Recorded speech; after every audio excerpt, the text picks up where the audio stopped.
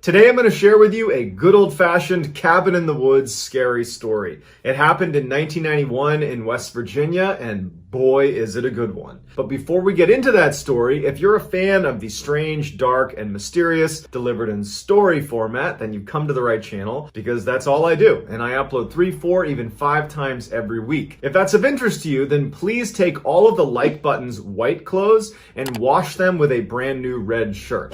Also, please subscribe to this channel and turn on all notifications so you don't miss any of my weekly uploads. All right, let's get into today's story.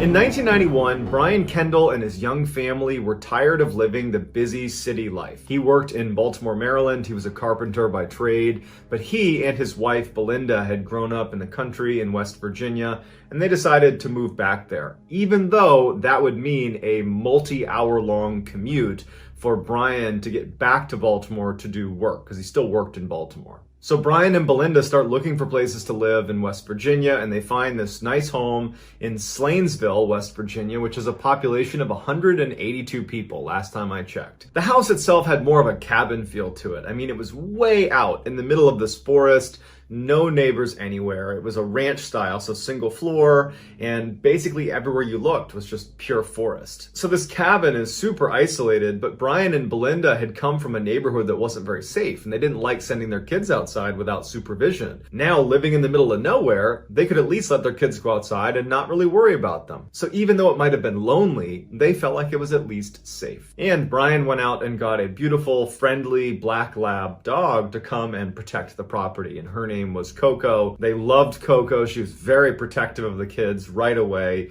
and she blended in with the family immediately. And very quickly, the family really took to living in Slanesville. They loved their new home and their new life. Everything was just going so well at first. Shortly after they had moved into the house and finally unpacked, Belinda invited her brother as well as her brother's wife and daughter named Jordan to come over and check out the house. And so they come over. Belinda had gotten a cake and some balloons, and she planned on throwing a little mini surprise party for Jordan, who was about the same age as her kids and had recently had a birthday, and so they figured they would surprise her, give her some cake, and have a little impromptu birthday party. After cake, the kids went into the living room and were playing in there together.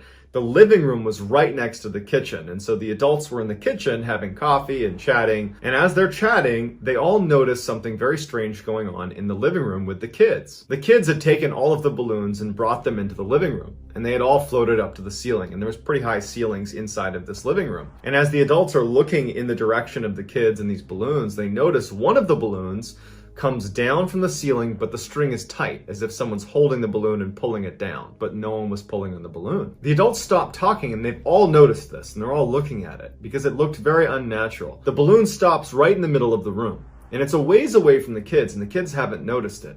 And the parents are just quietly watching this balloon, and no one knows what to make of it. No one's even commenting that this is happening. They're all just quiet and watching. And the balloon starts moving across the room over to where Jordan was. Jordan notices the balloon for the first time. She turns and goes, "Thank you," as if she's talking to someone, but no one's there. She reaches out to take the balloon, and as she goes to grab it, it drifts right back up to the ceiling, as if someone had been holding it and let go of it. And Jordan kind of grabbed for it, watched it go to the ceiling, and then Jordan just turned around and kept on playing. That startled everybody. They could make sense of a balloon coming down and then moving. The helium could be leaking, there could be a draft in the room, but for it to go right back up and look like someone had released it, they couldn't explain that. And so the parents go right in the living room. They're looking at each other. The parents are, and they're like, "Did you see that? What was that about?" And they grab that balloon down from the ceiling, and they're trying to replicate what they saw. And they're kind of looking at each other like, "Are we going crazy?" And they go over to Jordan and they say, "Hey, who were you talking to a minute ago?" And she couldn't really articulate anything. And they said, "When the balloon was right here in front of you, who are you talking to?" And she stops and kind of thinks about it for a second. She's a young kid, she's like 2 or 3 years old. She thinks about it and she points in the direction where no one's standing and goes, "Him." The parents look in the direction of where she's pointing. They look at each other and then they start laughing because they're like, "Okay, we're scaring ourselves. Obviously, the helium must have come out and maybe there's a draft and she's 3. She doesn't know what she's talking about. She's probably got an imaginary friend. We're just scaring each other. Let's just drop it. Let's forget the balloon." And so they do. They forget the balloon and they don't think about it again. But after Jordan and her parents leave, Belinda and Brian would say to each other, like, that was pretty weird. A couple of days later, Brian asked his daughter, Blair, who was about 5 or 6 years old, if she wanted to come with him and go explore the back forest behind their property, because Brian had been working so much, he hadn't really had a chance to go explore, and he figured now's a good chance to go.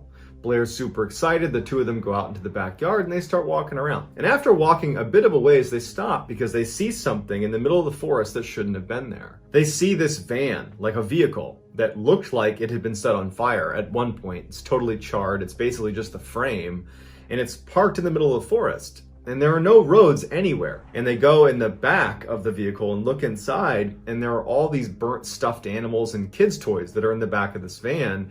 And there is what looks to be